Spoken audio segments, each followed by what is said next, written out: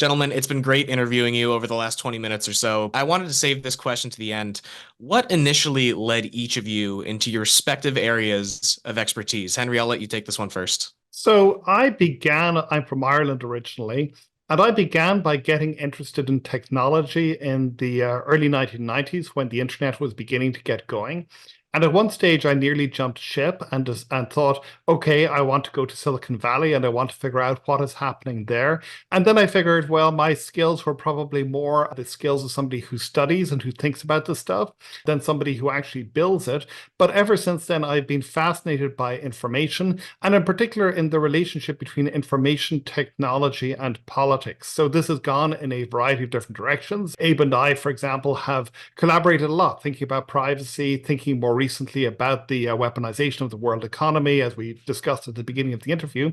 But more generally, I'm just fascinated by the weirdness of the world that we are entering into and how completely unexpected many of the things that are happening were 5 years ago, and how it is that we're going to find ourselves in a very, very different world 5 years from now than the world that we think that we're going to enter into. And so I find that a lot of the debate around AI, for example, is really driven by the kinds of science fiction that I was reading in the early 1990s. If you see the debates about AI, they are building on science fiction novels and articles by people like Werner Vinge, who is a famous science fiction author, which really set the terms of the debate. And these are interesting, but they also reflect 1990s thinking and really, I think, filter out and strain out a lot of the genuine quirkiness and strangeness of the world that we're in. So one of the great delights of being an academic is that you can really pull that stuff in unfiltered and think about it at leisure. And that is why I really love doing what I'm doing. And of course, having the opportunity to have conversations with people about this and to have back and forth is something that is fantastic too. I love that. And who knows how far we are away from the Terminator. Abe, I'd love to hear your answer. Sure. So I'm a big believer in what I think of as like a Virginia Woolf method of professional development, which is you just kind of stumble through life and you have a chance encounter which produces something that really changes your trajectory for forever. And mine was, I grew up in Ohio. I had the fortunate, somebody told me, we should apply to Stanford. I had never been there. And so I did. And I took a class my sophomore year at Stanford that was about German politics through the eyes of an artist. And I'm really not even sure why I selected that course, but I ended up in there. And I started reading these novels by Christa Wolf and the different German authors who were all obsessed with how history impacts how we understand the present. And that it just resonated with me. I ended up taking German.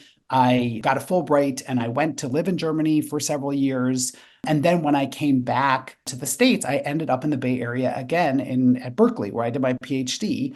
And it was right when the dot-com boom was happening. Unfortunately for me, I lived in the early 90s in Palo Alto. I then lived in the mid 90s, early 2000s in San Francisco.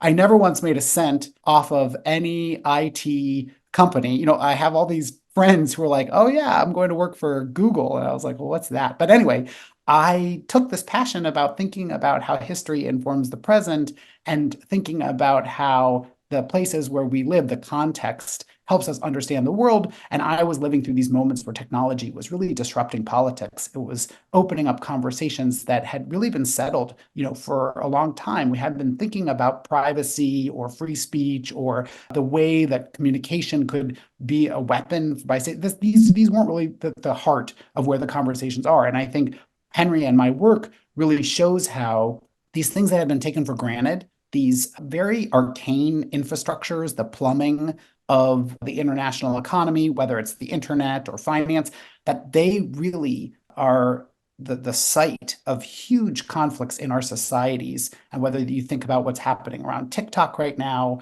or conflicts between the US and China, they're all about these things that were happening in the Bay Area at these moments when I was living there, and that they're really being structured. The fight is being structured by our own histories. And so we have to understand that, not just to understand how politics is going to play out, but also how these markets will evolve. And so I love thinking about that, working in this space and having conversations with people who are thinking really seriously about how do we keep these things on the rails so that we don't end up, in some bad place.